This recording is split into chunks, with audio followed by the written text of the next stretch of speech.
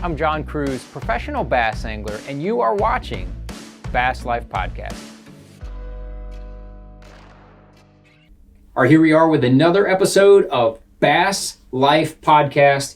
And here I'm the host, John Cruz. We've got over here Ed Loughran, aka Fisherman Ed. He has been a lifelong fisherman. He's been living the bass life, even though he's dressed as like an attorney. But he is an attorney. Hold on. He is an attorney as well. So a lawyer slash professional bass angler and somebody who's fished all their life. He is Bass Life. So that's why he's on the Bass Life Podcast. Plus, we've known each other for more than the better part of my life. Yes. And so we should be able to have some good dialogue. That's what I'm hoping. So welcome on the podcast, Ed. I appreciate it. Looking forward to it. Yeah. So we like to start out with basically, how did you get into bass fishing specifically? What age were you? Kind of how did you get exposed to that? Yeah, I started fishing for bluegills and anything else in ponds in the C&O Canal up in D.C. You grew up in Maryland? I grew up in Maryland inside the Beltway. I was born in D.C., but so pretty urban type environment. But I would go with my grandparents and catch bluegills and stuff along the C&O Canal. But then when I was about 12 or 13 years old, I got a job at a tackle store that was in Bethesda, Maryland called O'Donnell and Sons. And I just was going by there so often and was just kind of hanging around in the summertime. And they just kind of gave me a job because I was helping fill spools of line and talking to people about fishing. Whatever was needed. And so they gave me a job, and, I was I think I was 13 when I got the job. And they paid me in lures, rods, reels. I would work, I don't know. It was the first product sponsorship. Correct, exactly. So I would work maybe, 20 hours in a week or something, and I would get a reel. And so by the end of, a year or two, I had quite a lot of equipment. But the owner's son, Mike O'Donnell, he bass fished. He was probably in his early to mid-20s, I would say, at the time. And I started going with him and just sitting in the back of the boat as a co-angler or, just a back boater and just fishing. And over the span of a year or two, I ended up catching a lot of fish and starting to do better. And then I entered some tournaments, some federation tournaments. And that's kind of what kicked off my focus on bass fishing, which has now lasted, 37, 38 years of tournament fishing. So your first tournament was, how old were you? I think I was 13. I think it was in the spring of 1984. So you wasted no time right into I wasted no time right into it. And it was the first tournament I blanked. It was on the Upper Potomac River out of Seneca, which is a small ramp in Maryland. Smallmouth tournament early in the year, March. Never got a bite, sat in the back of somebody's boat. I don't remember who. And, but I, over the years, progressed, and first check that I ever got was actually on the Chickahominy River in a team tournament with Sam Mountjoy, a long-time friend of mine. And I still remember that tournament. We fished Morris Creek with an 1/8-ounce Mr. Twister black buzzbait, and I can still go to those same little creek mouths and catch fish today. Yeah, so they're pretty consistent. Yes, very consistent. River fish, they kind of stay in the same places as long as the river doesn't get out of control. So, but during your life, you've not always lived in the Maryland area. Now you live in Richmond, Virginia. But for how long were you in Florida? So I moved to Florida. I actually lived there 2 different stints. I lived there in the early 90s for about 2 years. During that time, I was running my dad's mortgage company while he was ill. And, so I was down there for a couple years, came back, and I ended up finishing college. And then I went back down to Florida for, another several years and worked at a Wall Street trading firm. Okay, so let's back up just one step, because you said went back to college. You went to college for 2 years. Yeah. And 2 years worth of credits. 2 years. You were there for 2 years. So at least 2 years. Yeah. And then you left because you wanted to do what? Yeah, so in high school, I started doing fairly well in tournaments and managed to just like everybody, or many people I should say, do, Started out with a John boat, then got a really beat up, awful used boat, and then ended up getting a nicer boat that my mom financed. And I paid for it, but she financed it because I was like 17.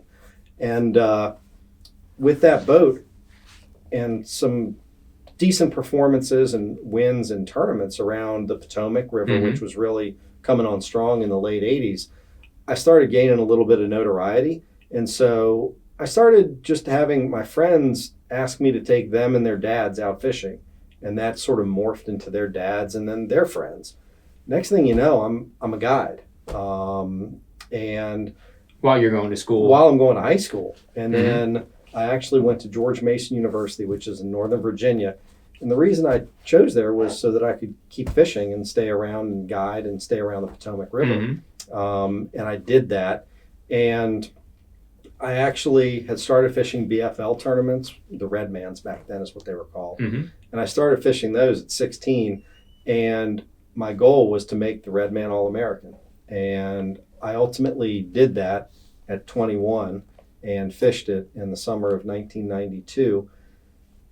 Wasn't that far from winning it, actually. I ended up fifth in the tournament. Clark Wendelin, who we fish against now in the Elite Series, won AOY last year. He ended up winning. He won that tournament. It's funny, the fishing world and the anglers especially are a small net community. So even back in, what year is that? 92. Wendelin was whipping butt then, and he whipped our butt last year. So, some things never change, right? Some things don't change. Maybe it'll change this year. Maybe he'll let up on us. I don't expect him to stop trying, though. No, he will not. But so when I did well with that tournament, I had been through, let's say, almost 3 years of college, and ended up in that tournament winning a decent amount of money for me at the time. And I went and I got my captain's license. The rest of that summer, the All-American was held in June at that point, and I think it still is. I went down to New Orleans and took my Coast Guard license exam after studying for about a month and got my license. Came back to school, but I was doing better and better, and it just wasn't, college at that point was something that I felt was getting in my way of fishing. Yeah, it wasn't a priority. It was not. I was focused on fishing and had been for the better part of a decade by that point. And there weren't a whole lot of young guys back then. I kind of stuck out like a sore thumb. It was, as far as I knew in the country, and I'm sure there were many others, but as far as I knew, it was like me, Randy Howell, and Chris Daves, because they were in the North Carolina, Virginia area. And other than that, I never really saw many young people. But I ended up coming back, quitting school in the fall of 1992, and I went to Florida, actually. And you fished the Invitational, is that? It was later, but there was a stint there that I actually went and got a job on a charter boat, initially as the mate, and then ended up a short time as the captain, and then came back for various reasons. This is an interesting story to me. So I want to hear this because I think people will like this. So you quit college. Yes. You go down to Florida to be the first mate of this ship. Describe the ship. What exactly was it? It was a 70-foot sport fishing boat. It was an old wooden boat that had been raised from the bottom of the ocean because it had sunk. And it was refitted. A fighting pit was put on the back, so it went from a 68-foot or a 58-foot boat to a 68-foot boat. And it was used as a charter boat. And during college, I actually helped arrange trips during spring break where we would go down and cruise around the Bahamas for a week. And so I got to get familiar with the boat and the owner and everything. And so there was an opportunity to go down there, and I did that, and it was fun. I mean, had a good time, learned a lot. Even fishing for sailfish and grouper and dolphin and whatever, you learn a lot about fishing in general. But that was it was definitely an interesting time. Let's tell the story about how you became the captain for a short period of time. For a short period of time, I did run the boat because the captain, we were down in the extreme southern Bahamas, and the captain went out one night and did not come back, and I was the only one that was probably capable on the boat of driving it back to Miami. And so I ended up doing that and ran the boat for a period of time, learned a lot, actually got some extra time in on my captain's license so that I could legally drive a boat like that, because there are different ratings on licenses as far as tonnage, where you can run them inland, near coastal. And it's not like y'all just ran off and left the dude. He had some sort of drug issue. Some issue. I don't know what happened. But substance abuse or something. It wasn't like you just... Not to be seen again that I know of. But, so that was a crazy time. But during that whole time, I earned money. I continued after I got off the boat and came back to Virginia. Continued to guide, tournament fished. And I guess it was 94 or 95 season, because the Eastern Invitationals back then, they're the equivalent basically of the Opens. Right. But they would span from September through like April. So it was throughout that whole season. Yeah, so you got some fall, sometimes some wintertime, and then most of the time you get one or two spring tournaments. Exactly. That's how it was when I first started fishing them. It's a neat season. It's a little different than what we have now. So where were those tournaments you referred that first year, the first stint? So the Eastern Invitationals, I kind of got lucky because two of them were on bodies of water that I knew. The first one was on the Potomac. And so I go out, and in the first tournament there, back then, if you finished, and I don't remember what the numbers were, but if you finished overall in the season in the top 30, you would get an invitation to fish the top 150, which is, I think, what it was back then in the early 90s. And so I went out, and in the first tournament on the Potomac, I did real well. I got 16th place, and a lot of big names fished it. I mean, just like now, elite anglers go and fish the Opens, and back then, probably more full-time anglers fished the Invitationals. So, and I remember I drew Guy Aker the first day, and the senator. Yes, and he was super nice, and I was an impatient kid at the time. I was 24. I guess I wasn't a kid. But very impatient, very aggressive, and not exactly probably what he was used to. But he said we had to go in his boat, because he had it the way he wanted. He had sponsor obligations, right. And I said, as long as we can go to my stuff, I don't care. And he said, no problem. And he allowed me to really basically run the boat all day, but I was a guide on the Potomac and had been he knew we were going to be around him. Exactly. He didn't just fall off the turnip cart. Correct. He knew what he was doing. Yeah. And so we both caught fish, and it was great. And the most memorable part of that tournament was the final day. I had done pretty well, but I didn't have a particularly good bag that day. I had one fish that I needed to get rid of. And at the end of the day, I pull into Chickamuxon, which is a creek fairly close to the ramp. And a lot of boats in there, just grass bed fishing. And I'm throwing a buzzbait, and I'm close to a good friend of ours, Frank Poyer. And I hook a fish on a buzzbait. It's a decent one. I think it's a 3-pounder. I come and I go to throw it in the boat. And as it comes up over the gunnel, the rod just explodes. And it flops into the boat, and I get it. It's about a 5.5. Which, back then, I mean, that was a big deal. And throw it in the live well, and, I go, yes, and I'm just psyched. Frank Poyer to this day still every once in a while gives me crap about that. Because I've heard Frank do this. He looks at Ed and he'll go, yes. Right? And that's where it came from, because he was pretty close to me in that tournament physically in that location at the end of the day. So that was my first tournament. Then we actually went to Santee Cooper.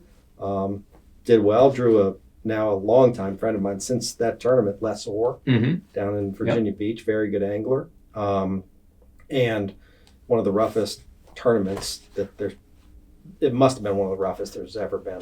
Several boats did not make it back. It was terribly rough, and did well in that one. So I was on a roll, I got like 40th or something place that I was thinking I was the king. I'm just going to coast through these next two and be in the top. No problem. I'll be in the 150. I'm the man. 24 years old. Great. Then I go to Lake Lanier, and the buzzsaw known as Lake Lanier, and it got me. And interestingly, I drew Kevin Worth in that tournament, and he beat me up one side of the lake and down the other. Caught a limit of spotted bass like it was nothing. I could barely get a bite, and it's not like it is now. The Right, lake much was different. Yeah, much different. no herring in the lake at that time. And an 8, 9 pound, 10 pound limit was a good bag. Strong then. Yeah. So he was super nice. He tried to help me, but there was no helping me in that tournament. Sometimes you just can't be helped. And I finished, I think, 200 and something. It was terrible. So the next tournament's at Bugs Island, which I know well, on the North Carolina, Virginia border. And we go down there, and I think I finished in the 30s or something. And ended up missing the top 150s by just a couple spots, not much. Right. So, I mean, just a couple fish in the Lanier. Buzzsaw known as Lake Lanier would have helped. It would have. But I will say I am very happy I did not make the top 150, and I'm very happy that at that point in time I did not start fishing at the highest level for several reasons. It goes back to my old saying of, say, 100 times, everything happens for a reason. And a lot of times at the time, I'm sure at the time you were kicking rocks and calling old people names that were driving slow and everything else you can think of. But looking back on it, like you said, now you're saying, wow, that would have not been good for me. It wouldn't have overall for a lot of reasons. I mean, the world of bass fishing, the one thing I've learned is that there are a lot of different ways to skin the cat.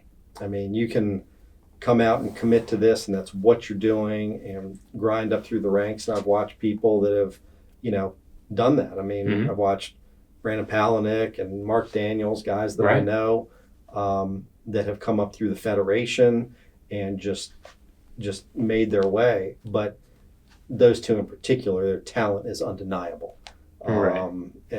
So then the way that I've done it, I was lucky. I got a tremendous amount of experience. I bet thousands of days on the water between the time I was 15 and the time I was 27, 25, 26, 27, just thousands of days. So I got a lot of experience then, but then I kind of blew out of it. I mean, after I didn't make the top 150, started fishing fewer and fewer tournaments, and just was kind of burned out, I think. And then you really kind of turned to focus to your marriage and your family and your work, non-fishing work. Yeah. And that's what you turn your focus to. Exactly right. And so I would say that happened, in 1996, 1997, when I met my wife, Allison. I got a job in Florida through a friend, a terrific job. So we moved down there in the late 90s. You came and visited us a time or two. A few times, yeah. A couple times. And I visited Ed wherever he lived, by the way, because he always lived near somewhere you could fish. So we'd stop in at he and Allison's. Exactly. So, but I moved down there, and really from 97 through 2009, however long that is, 12, 13 years, I didn't fish a tournament of any consequence, certainly not seriously. Right. And, but you were always fishing. I mean, I was always fishing. Yeah. But I just didn't fish tournaments, and there were periods where I really didn't fish that much. I did a lot of saltwater fishing in Florida. That I did. I went to the Bahamas a lot with friends, just driving across the Gulf Stream from where I lived to Bimini in the Bahamas. It's 49, 50 miles. And you did boat a 202-pound tarpon? I did. That's when I was little. That's right, when you were younger. Yeah, I did that when I was probably 9 years old. It was probably 1979, 1980, something like that. But yeah, in Boca Grande Pass. Jeez. So it's that was a wild deal. I didn't fish for a long time competitively. And then, I went to law school in the early 2000s, graduated University of Richmond, went to law school there. And it was nice to get back up from Florida, because we had lived down there from, give or take, about 1998 through about 2001. I'm going to tell this story on you, because I was visiting Ed on one of my trips down there, and Ed was telling me, hey, Allison and I are going to move back to Virginia, and I'm thinking, crap, I don't need a place to stay in Virginia. I need a place to stay in Florida. This is wonderful. I get to go down here and hang out with my friends, and And so seriously, I asked, yeah, why are you moving back up there? And he said, well, it's more of home. It's more like home. And, Ed and I are driving in his truck, and we're just talking, having this conversation. We come up to a stoplight, and he goes, I can't really, put a finger on it of why we want to move back there, but we just feel like it's going to be a better place to raise our family. And then he looks straight up at this billboard in front of you. I don't know if you remember this. I don't. And you go, well, that right there, that's kind of the reason that we're going to move back to Virginia. And on the billboard, it says, if you think you have an STD, please call this number.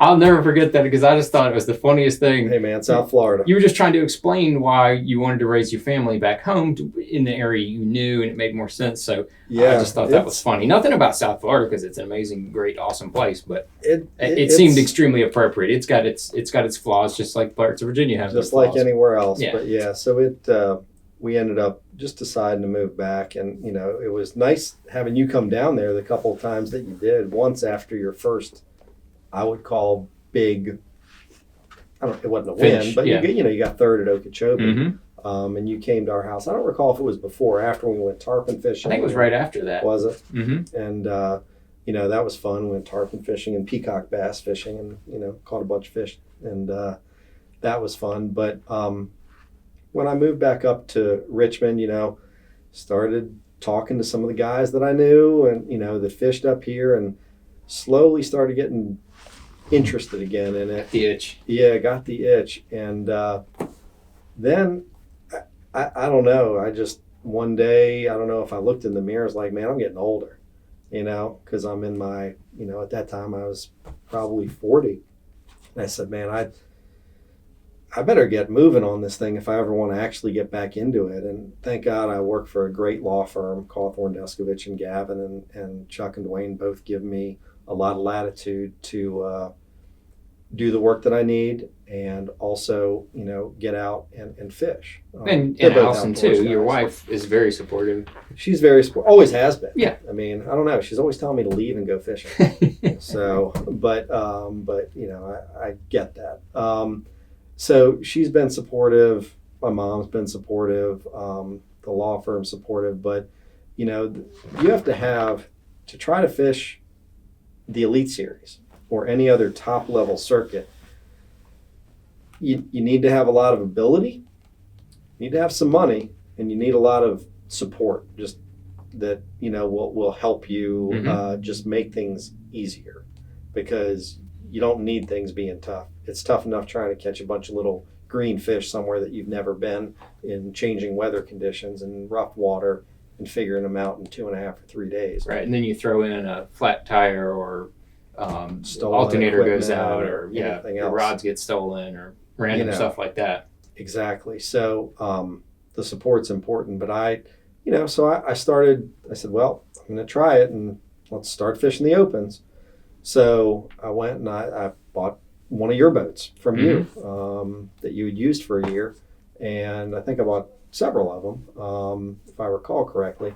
But I started doing, fishing the opens, the northerns and southerns at that point is what I was fishing. And I fished them for 6 years, 6 or 7 years. And I had 2 real close, real near misses, missing by just a spot or two, making the elites. Yeah, well, we're talking just a handful, 3 or 4 points. Yeah, it's close. And, I know fish that I lost that would have put me in.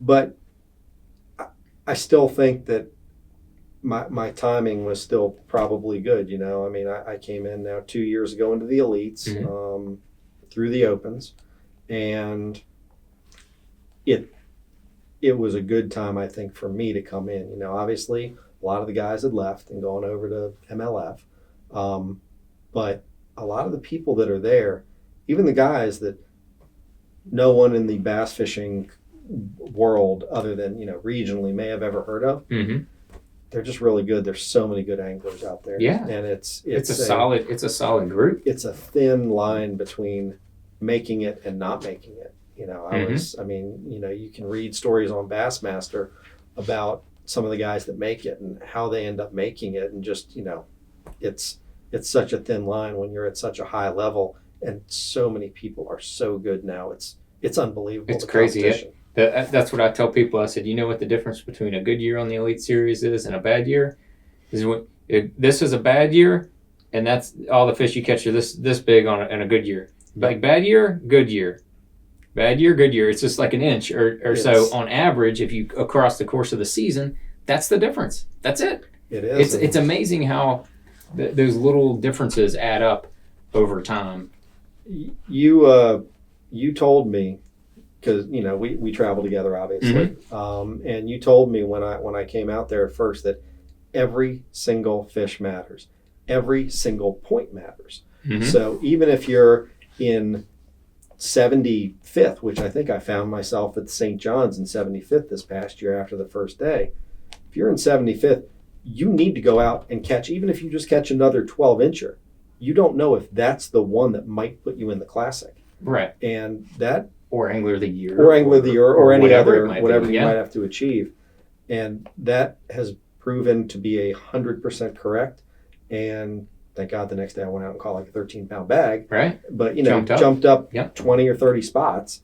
And I made the Classic this year by, I think, 35 points. But I can look back just like anybody can and say, this fish mattered a lot, or, I lost that fish. And you have 30 and 40 point swings either way. It's unbelievable. For big fish or for just decisions. You're like, the last hour I'm going to, I just don't think it's working. I'm going to go somewhere else. And you hit some new bank or whatever, and you catch 3 good ones. And you can have 30 and 40 point swings.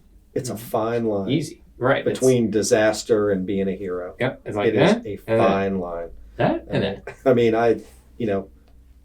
one of the most vivid examples was at Santee Cooper for me. It was, I think, my worst tournament of the year. I might have finished 70th, maybe down in the 60s. I don't know. It was bad for me. And I was around almost all the guys that did well. I mean, we're just going around. So that's frustrating. In a circle. And, I asked a couple of them after the fact, what the heck were you doing? And, they told me, and I had missed just things by a little bit. I mean, so you can't... Slight adjustment, and it's a thin line between doing really well and doing poorly. So let's you kind of touched on techniques. What one or two techniques do you feel like are your primary, I'm not saying favorite, I'm saying your primary tournament tactics? What do you feel like your...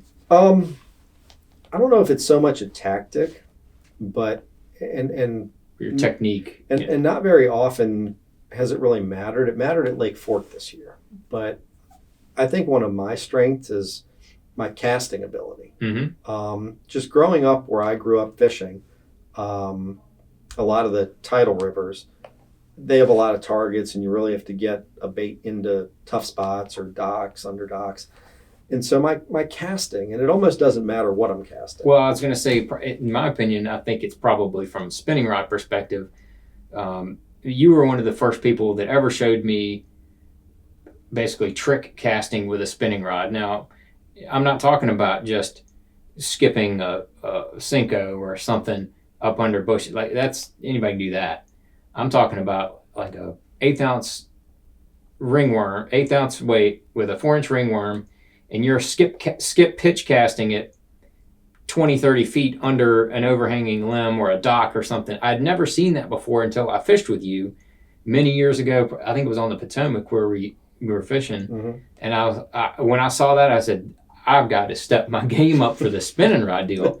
And I watched you. I don't even know if we even discussed it, but you were feathering the line as it was leaving in order to change the rate that the line was coming off the reel. And that's something that I think people need to take note of, is that, as you're casting that spinning rod, whether it's a pitch cast or whatever, you can, with a bait caster, you can just put your thumb on the spool, but with a spinning rod, what do? Most people, I'd say 95% of people never touch their line when they're actually casting, but you can take your fingers and just kind of feather the line as it's coming off, slow the rate down or let off of it, and you can regulate that coming off. And I do remember that helped me tremendously Yeah, in my career as well. You can do that as well as, as you're doing that, move the rod tip, and you can actually bend things around objects. And it's my casting is something that I think has really helped me. I know at Lake Fork, and I was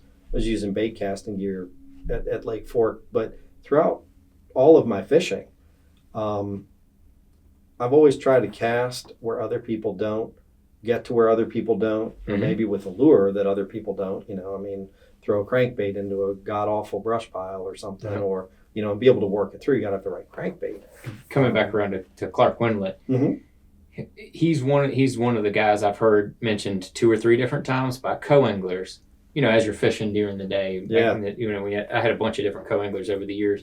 He was one of the ones that, we would talk about casting because people would comment about mat casting, whatever, like, man, I can't believe you threw in that tree, whatever.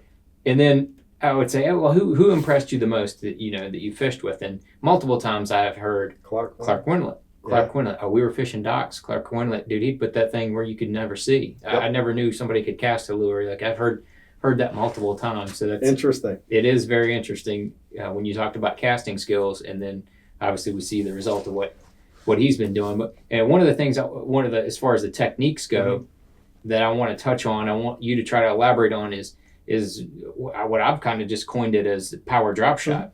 Yeah. Because up until you were doing this, I never had seen anybody fish a drop shot quite like that, like the way you have fished it. Now we both fished a traditional, what I call finesse drop shot, but the power drop shot it's not a punch shot, it's not a bait casting deal, it is still a spinning rod deal, but you're bumping up your leader size, you're bumping up your equipment, and you're using a little bit longer worm, but not necessarily a heavier weight. And then the places you put it are, as you say, you're putting it in places that most people don't put a drop shot. Right. And the fish love it. Yeah, the power drop shot has caught me a lot of fish over the years. I have to credit, the people like Frank Eppoletti that I think showed it to me a number of years ago. Sorry, Frank. And it's something that you do, just use a little beefier tackle. If I typically use a 7, anywhere from a 6'10" to a 7'2", medium heavy rod, but you have to have some tip on it. That's something important. Anytime that you have to get a bait in somewhere, I feel like a flexible tip is something very important. Yeah, it can't be a broomstick. No, you can't have that. And you got to be able to finesse the. Yeah, you want to be able to have a rod load up in order to have it go where you want it. At least casting the way I do. So typically a little heavier tackle. I do use 15-pound braid. Typically Power Pro is what I use. And I use 12. Traditionally, I use 12-pound Berkeley fluorocarbon, which is really heavy, really stiff line. Right.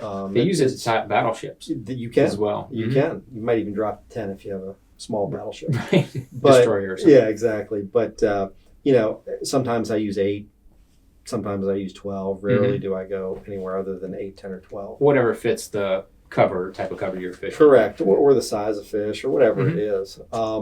And again, I typically I like to always have 2 or 3 wraps of the leader material on the reel. So that's probably, 20, roughly 20 foot. Probably 20 feet. Yeah, that's probably about right. And you do that because it gives you a little shock? A little... I have never had a knot break on me, the knot that I tie, which I don't even know what it's called. I think it's a blood knot. It's just an old school knot. That's Ed's knot. Yeah, it's an Ed's knot. And I can tie it real quick, and I've never had it fail. But I just don't like the idea of when I'm trying to land a fish without a net, since we don't use nets in the Elite Series.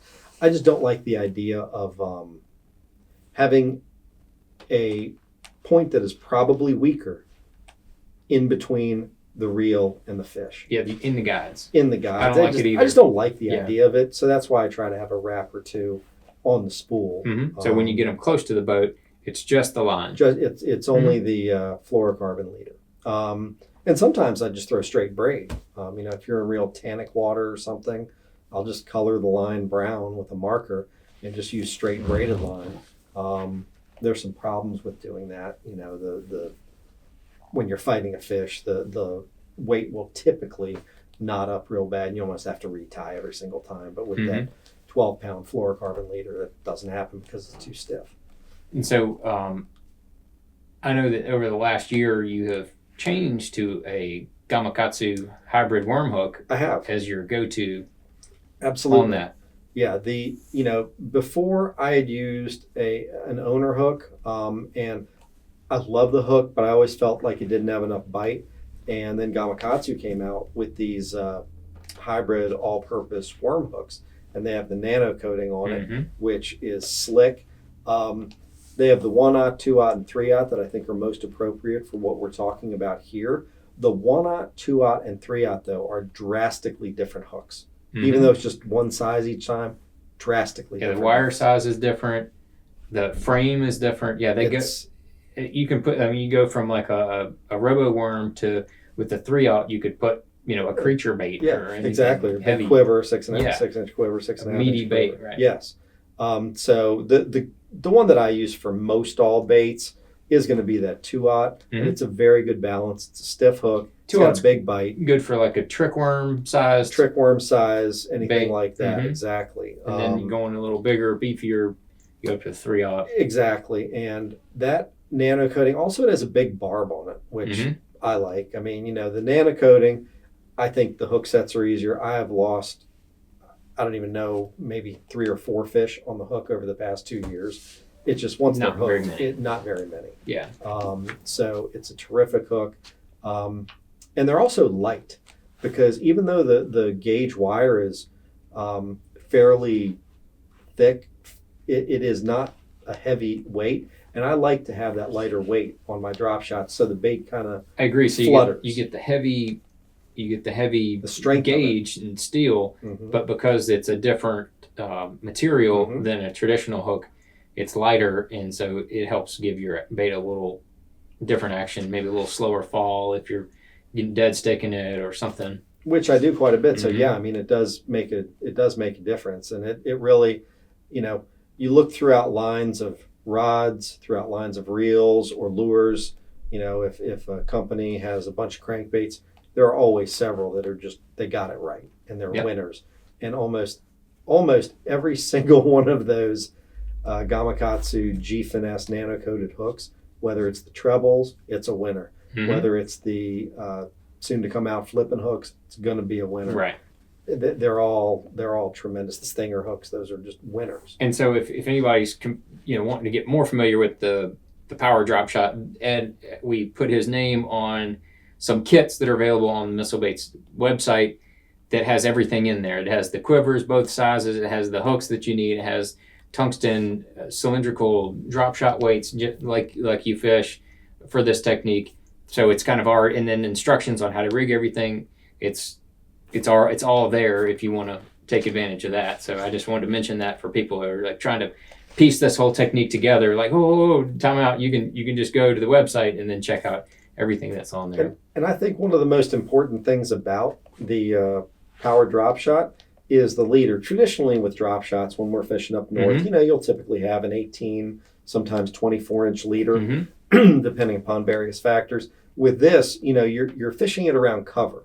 And if you have all that line out there, I mean, you're going to get stuck and tangled. You're asking for it. So you pretty much just cut it in half. So, a 10, 12-inch leader is something that makes it a lot more fishable around cover, but it's a more compact bait to cast, and it seems to be about the right length. And it just lets you keep it above the stuff, whether you're in vegetation or a mucky bottom or whatever it might be. Cypress roots or whatever. Cypress roots. It seems to keep it in the fish's face, and I mean, it's a very productive technique.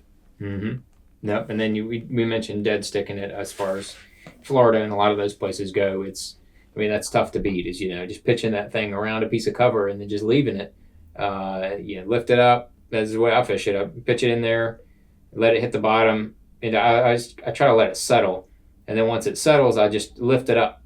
And a lot of times I feel like when I lift it up, if they're looking at it, it's like they're looking at it, and then all of a sudden it rises right up into their face and they suck it right in. If not, sometimes I'll just slow shake it kind of for a little bit, and then I'm reeling it and pitching it to the next piece of cover. How do you do anything a little different? I have in some situations let it sit there for a really long period of time. I fished the Open Championship out at Table Rock a couple of falls ago, and I was fishing it around trees that were the only thing around, and so I knew there had to be fish on it, but I had a very difficult time catching them. And I would sometimes throw in there. I typically will, work it a little bit so that any fish that might be around at least knows it's there. And I had to let it sit there, and I'm not kidding, probably 20 seconds. And all of a sudden you would just see your floating braided line that I use, which is kind of a greenish yellow line. All of a sudden you just either see a tick, or other times it would just start going away from you. Just start getting tighter. And I did well the first day, second day not so well, but that was one of the most vivid examples. But it also works that way around bedding fish that you can't see. If you're fishing in murkier water, tannic water, when you can't see them, pitch that around an object where you believe they are, and you just let it sit there for a couple seconds. Then I lightly jiggle it, not to move it much, physically bring it towards me, but just to shake it in place. Just give some sort of movement. Something, and then just let it sit there, and you would be surprised at how many times, you get a fish fishing it that way. It's very slow and tedious, but it works. That's interesting. It's something I've caught a ton of fish off in the last couple of years, and that's why I wanted to kind of dive into that. But that hadn't always been one of your go-to. I know you love throwing a shallow running crankbait. Love it. Yep. And you have a whole handful of different ones that you really like. I know it's not like, I always throw a shad wrap, or I always throw this or that. There's not one. I know you throw a bunch of different ones. I do. So just kind of in general, what are some things that you think you see, regular anglers doing wrong with shallow running crankbaits? With crankbaits, I almost feel like it's a, I have a bag full of golf clubs. You go out golfing and you've got everything from a sand wedge all the way up to a driver, and every one is for a different purpose. And with your baits, for instance, the Spro Little John series, every one is for a different purpose. And if you use it for the proper purpose, then it'll work really well. If you don't use it for the right purpose, it's just not going to work out that well. You'll get snagged more. So there's not one. There's never one crankbait that works all the time. You have to figure out what tool to use in the right place. Exactly. And so a great example is like what's the Fat John, the bigger one. That's the regular Fat John. Yeah, the regular Fat John. That thing is a great bait in windy conditions, because it casts like a bullet. You can get it down to 4 or 5 feet. It's a great bait around rocks. I love it around rocks. And it's just a big, bulky profile. And it's great for that situation. Whereas the regular Little John, if you have to throw upwind or crosswind, you can use it and it's a great bait, but it doesn't cut through the wind like that Fat John. Yeah, it's not near as heavy. No, right? And so every bait has a different purpose. But, one thing that I can tell people is when you look at a crankbait, typically the steeper the bill, the more weedless it is. So if you look at like some old school baits, like a Man's 1- or something, those baits have a bill that is almost vertical. And you can throw that right into a tree. And as long as you just keep your rod tipped down and just keep cranking at a consistent pace, it will come through that tree. And you will get snagged very rarely. And there are some other deeper diving crankbaits that are like that with that steep bill. Let's talk about speed on shallow cranking. Do you think most people crank too fast or don't crank fast enough?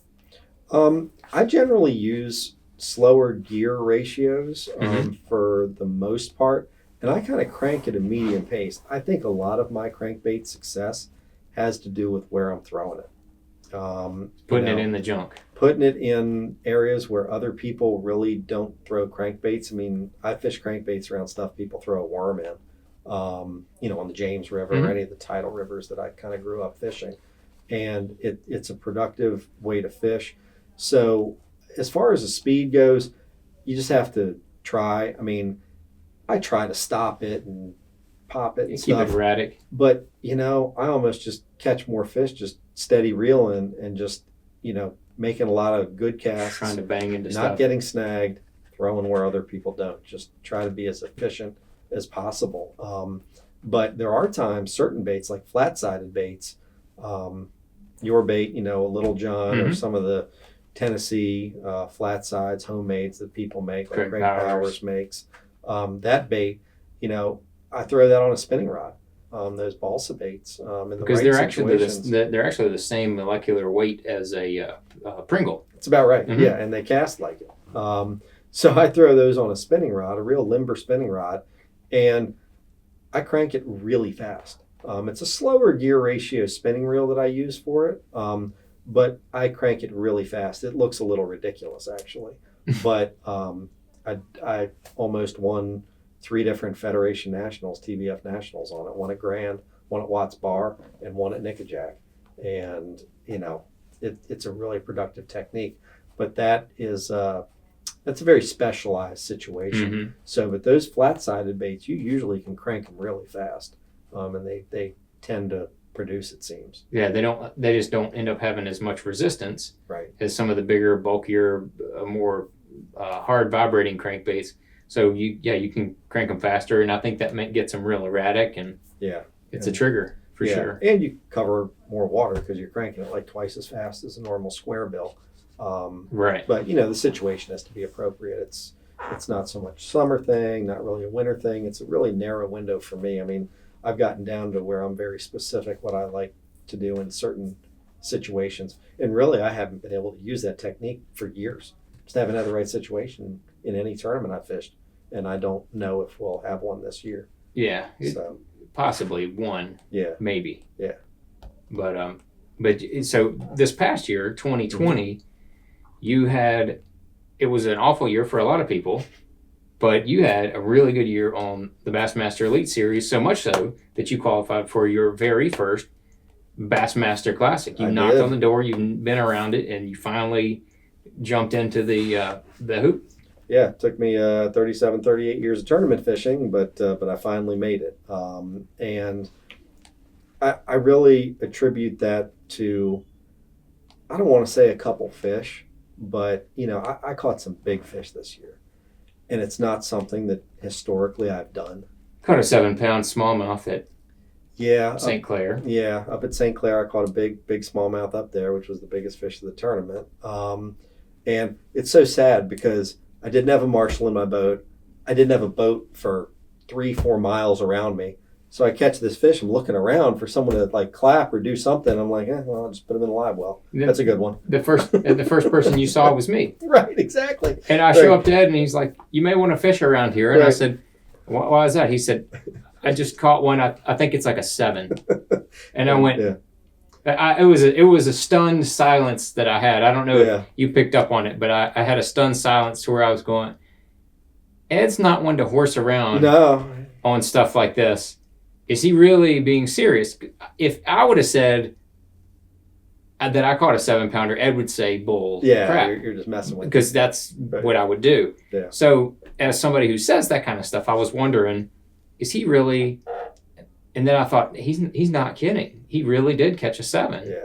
And then I was like, all right, well, I'm going to go up here to this ridge that I was planning on fishing, but I'll be back in case you catch another one. Exactly. I'm going to fish around. I think I caught a 4 you there caught as another well. 4, and interesting. I mean, and I went back there the following day and caught a couple more. I mean, it was just a weird little spot. Yeah, it was a weird little corner, deep, soft corner. Yeah. And I went up to that ridge that I was going to fish, and I bailed on about 15 fish and didn't catch any big ones.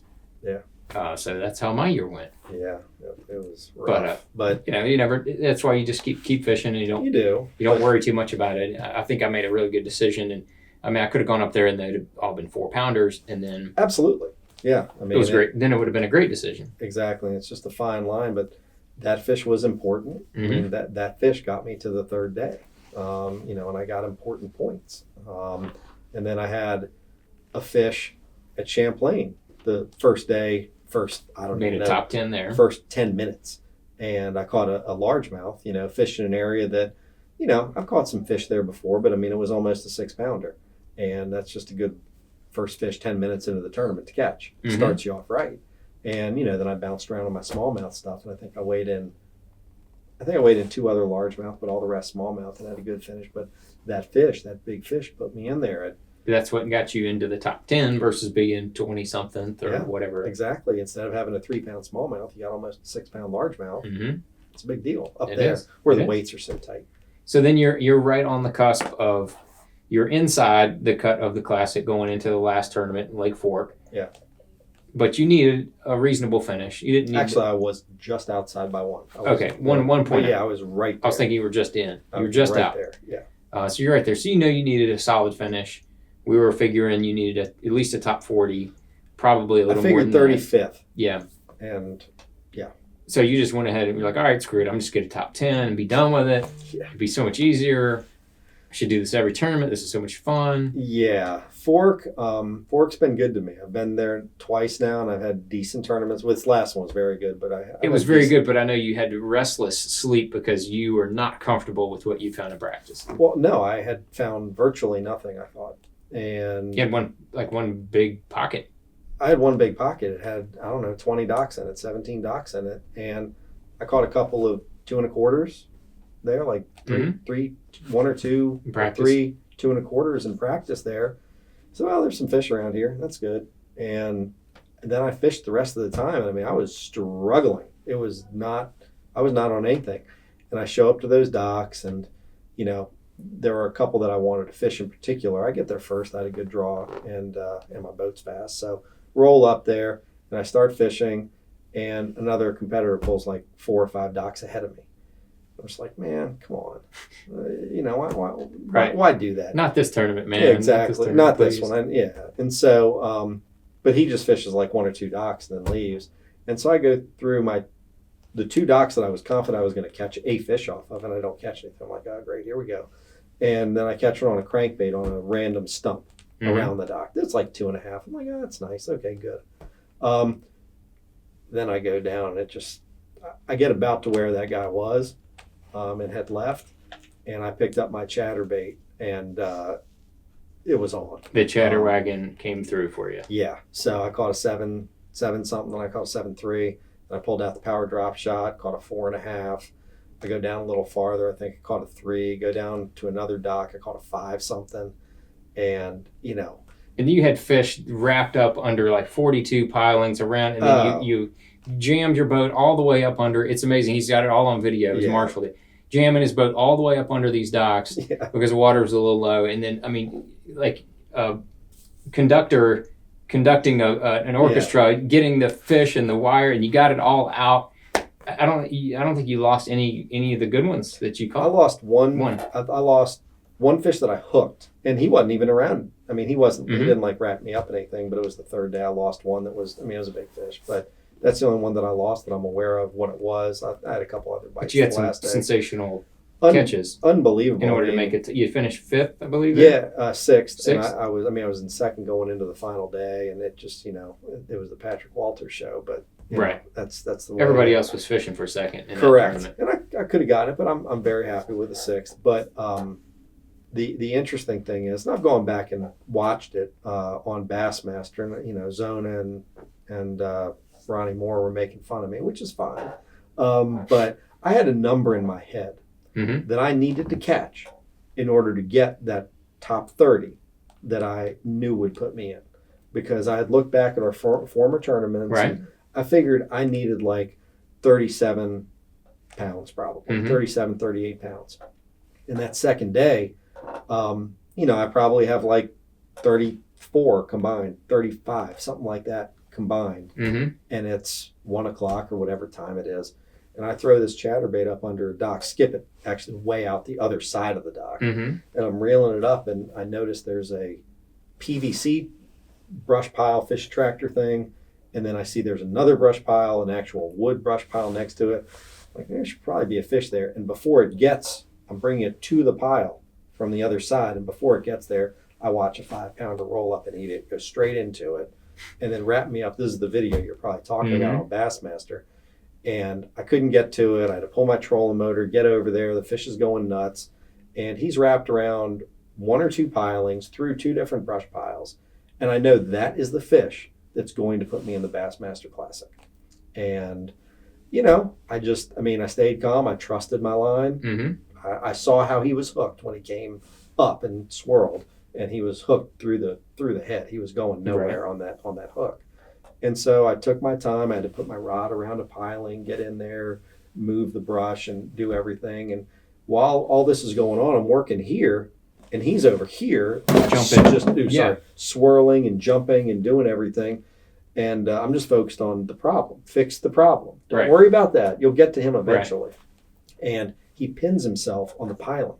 So the hook is in the piling, and he's still attached to it. I'm like, oh, well, at least he's not going anywhere now. And I get in, and I can't get around the rod. I can't get around to where he is to reel it all the way up and try to pull him out. I can't reach him, and he wiggles, and he comes out, goes right around, swims right next to the boat, just lays on his side. He's like, I'm done. And I grabbed him and put him in the boat. Wave me in. Yeah, just get me out of here. And as Zona and Tommy Sanders were pointing out, I didn't know. It's not MLF. I don't know what everybody has. They know, but I don't. That fish didn't do it for me, but I thought it did. Mm-hmm. And so right then it was just like the weight of the world lifted off my shoulders. Mm-hmm. And then I proceeded to have a good next couple days, really.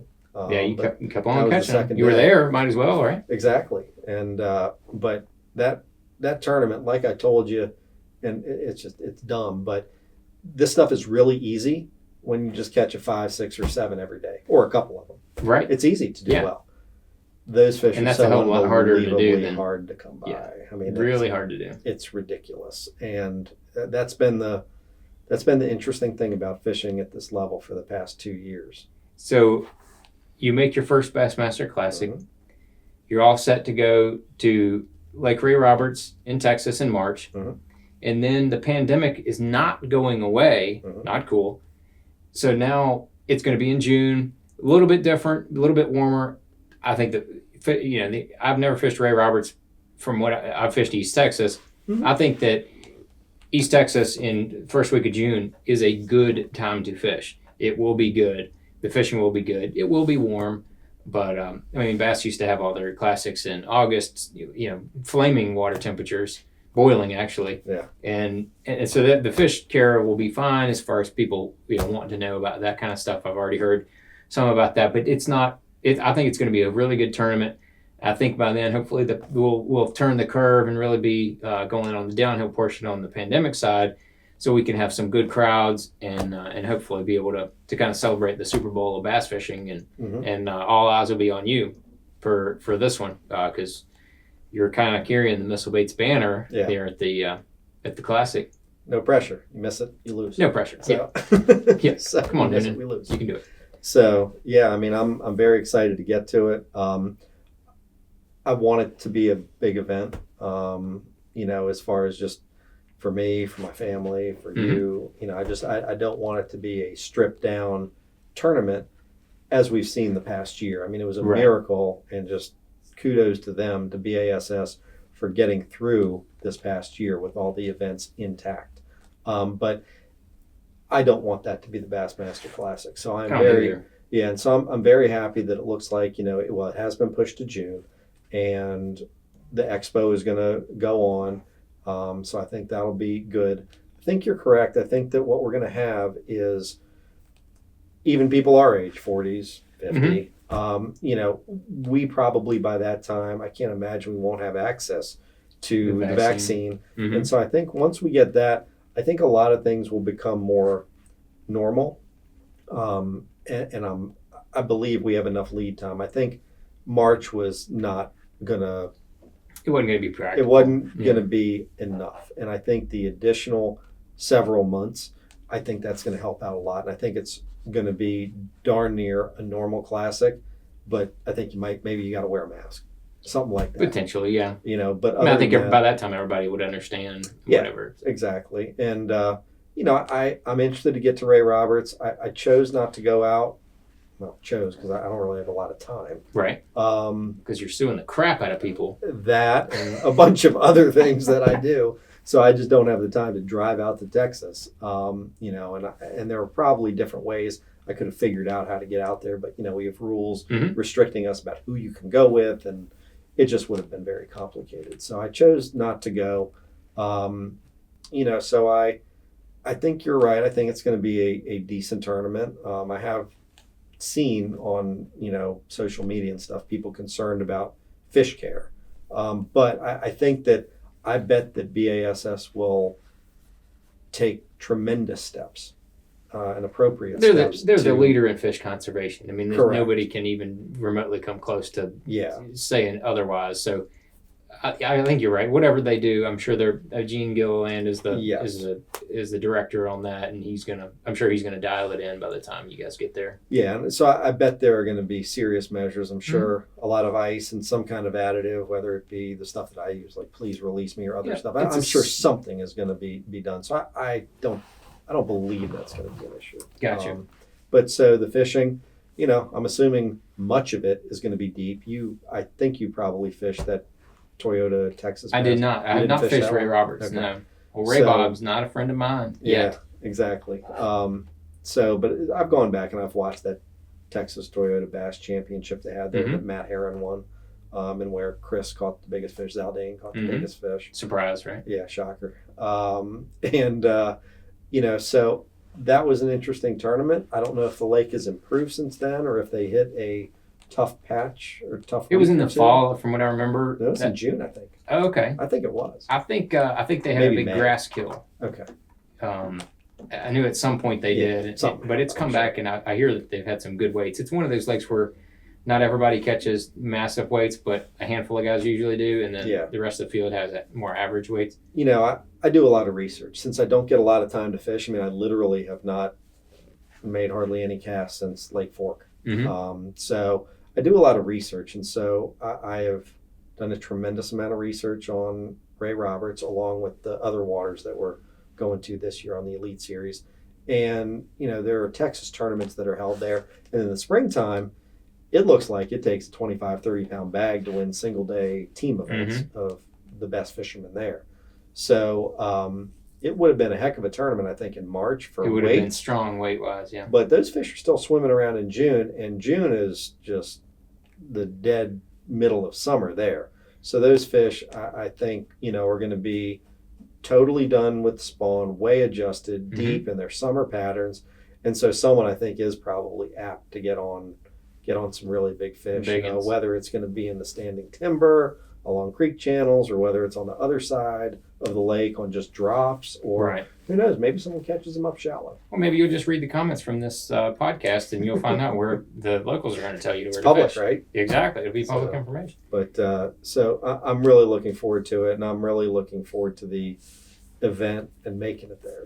It's been a long road. But you haven't even fished your first Bassmaster Classic, but I got to ask you, that was the glaring obvious goal, and we've talked about it numerous times. What's your next goal? Make another classic? Is that that's going to be the every year goal now? It is. And I think that I really hadn't fished many of these fisheries that we're going to before last year and this year. Some of them I knew, like Champlain I know pretty well, but other than that, I didn't really know any of them. So I think now I've gotten into the groove of some of them. And so my goal is to just be consistent and not have some of the very bad tournaments that I've had. Because I've had some bad ones over the past 2 years, but I've also had good ones that have balanced those out. And you told me that was something that would naturally happen, just the way fishing works. And you're right. So I would, obviously everybody will say they would love to win a classic. I would love to win a blue trophy. You've been doing this forever and have managed but one. You've been very close, including in St. John's. Right. And last year. Pretty close to the classic. Right. Not far off. Yeah. So, and one thing that was interesting, and I was talking to Mark Daniels earlier today, and I told him this. At the Opens champion, or not at the AOY championship last year, I spoke with Matt Airy that last day. I just, was there and was talking with him, and I don't know him very well. Seemed now like a super nice guy, right? Very smart. And I don't know how it came up, but I said, I think I'm probably like a top 30 angler. And he looked at me and said something to the effect of, and he didn't say this, but that's messed up. You need to start thinking like you're a top 10 angler. And I kind of took that to heart. Right. And, this past year has proven to me that I can do much better in AOY. Mm-hmm. This year I finished 31st, 30th, 32nd, somewhere right there. And, but this year it could have been an incredible year. Just looking back on it. Looking back, a couple of stupid decisions, not even in hindsight. I mean, I should have known that what I was doing was not a wise decision. I'm well aware of these said stupid decisions from 2020. It happens. I had a string of them. It happens. It's hard to string together 9 good decision event in a row. It's hard. Yeah. Absolutely. Can it happen? Absolutely. Absolutely. And it's funny that you say that, because throughout my career, early on, I was trying to figure out, I'm all about statistics, and you are who you are, and it will come back around. If you're a bottom 40 angler, you're going to stay in the bottom 40. If on average, if you're a top 40 or a top 20 guy, you're going to stay up in the top 20. If you're a top 10 guy, you're going to stay in the top 10. But you're going to have years that you go off. You have outliers both ways. I'm hoping, and I think that last year was an outlier on the downside for me. Who's to say I don't have an outlier on the upside going forward? And early on, I was friends with Randy Howe early on. I said, man, this, he fishes a lot like I do. And, junk fishes, gets a lot of checks, not usually in contention for AOY, sneaks around top 10s more than you'd probably realize, and good fisherman. And then when Randy won the Classic, actually prior to that, Randy and I feel like Brent Chapman are very similar anglers, and so I was like, yeah, Brent's kind of similar angler to the way I fish. Same kind of deal with Randy. We all fish kind of the same junk, always knocking around checks. And then Brent Chapman just had a breakout year and won AOY. And I was rooming with Ish at the time, and I said, I don't know, I'm so happy for Brent Chapman, because I feel like I can fish right on par with Brent. So if I have one of those outlier years, I can win angler. Like, it can happen to me. And that was when it dawned on me. And then fast forward a few more years, and then Randy Howe wins the Classic, and I was thinking, man, I can win the Classic too. Absolutely. Like, I could absolutely win the Classic. I could absolutely win Angler of the Year. Those guys did it. I know I can do it. To me, it's hard to compare the level of like a Van Dam or one of those guys. I can't even put myself in like a Polynix situation. They're just a different breed. So I don't try to compare myself to them. I really don't try to compare myself with too many anglers. I try to just have those outlier years on the upside. And I think that's interesting what Matt Airy was telling you. And that's interesting. Sometimes you have things like that hit you in the head like a brick, and you're like, damn, he's right. Yeah, and maybe I should. I remember vividly sitting there at Metro Park at St. Clair, waiting at the end of the weigh-in, because we didn't know who was going to win AOY. I mean, it was still tight before Canterbury won it. But when Airy said that, I was like, yeah, maybe I need to stop thinking, I'm a top 30 angler. And the funny thing is at St. John's, I'm like, man, I'm going to go for it. I'm running way down Lake George. I'm going to do this. I had a couple bites there in practice. I went down there and it was a mud hole, water had blown out. I should have turned around right then, but I didn't. And, I went then back to fishing sort of the way that I fish. And it's hard you can't fish like somebody else. Right. I mean, you can take good stuff from people, but you got to incorporate your own, the way you are. Absolutely. Into it. I mean, it's an individual sport. And we talked about that when you were coming to the elites. I mean, you got to make it yours. Yeah.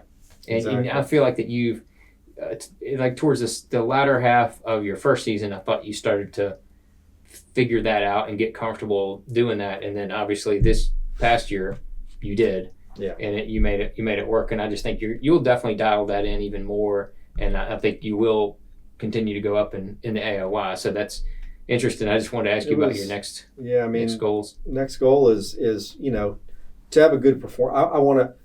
And this is achievable. Top it. Is achievable. I want to make sure I'm there that last day at the Classic. And that's just, that's a reasonable goal. But I'm going to go out, obviously try to win, try to find the biggest fish I can. Because really, no one remembers. People don't really remember who finished, except for total bass heads. Right. You don't remember who finished 6th at a Classic or something. They could have finished 50th or 6th. You never really remember that.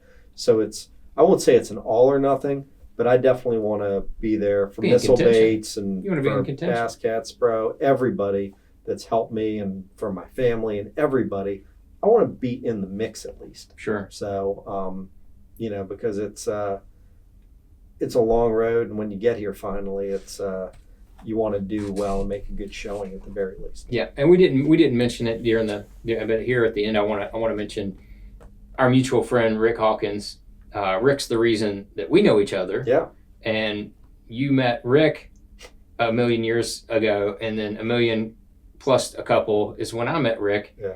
And if you missed it, we did a podcast with Rick. Story after story. We did it for an hour. He could have. We could do 3 more hours with Rick and his stories over the years. They're just amazing. Half of them are self-induced, which makes it even better. So they're awesome. Yeah. They're awesome. He definitely. It's interesting. I don't know if there is one other individual who has sort of been so influential in 2 different Elite Series guys' careers. Right. And fishing. With me, I met him back when I was probably 15, and just a crazy day. Yep. That's all I can tell you. I think I was 16 or so when I met Rick.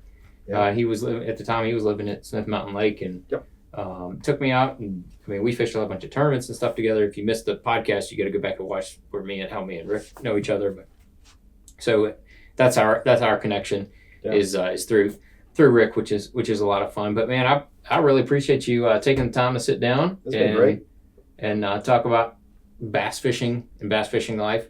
If anybody has any questions for Ed, drop them down in the comments. If I don't see them, if I don't know them, I'll ask Ed.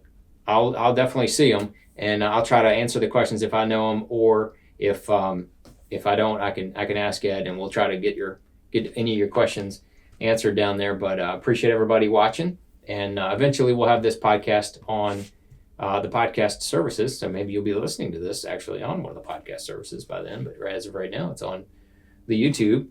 But where can people follow you on social media, Ed? I know you have Fisherman Ed is your Instagram. Yeah, I think it's just look for Ed Loughran. Yeah, it's Loughran. It's Loughran. That's right. It looks like Loughran. Yeah, sure. So tell how many? I've heard it Loughran before. Yeah, what I always tell people is it's an Irish name. Mm-hmm. And in Ireland, lakes are called lochs, and they're spelled Lough. Mm-hmm. So it's Loughran. But it looks like Loughran, Loughran.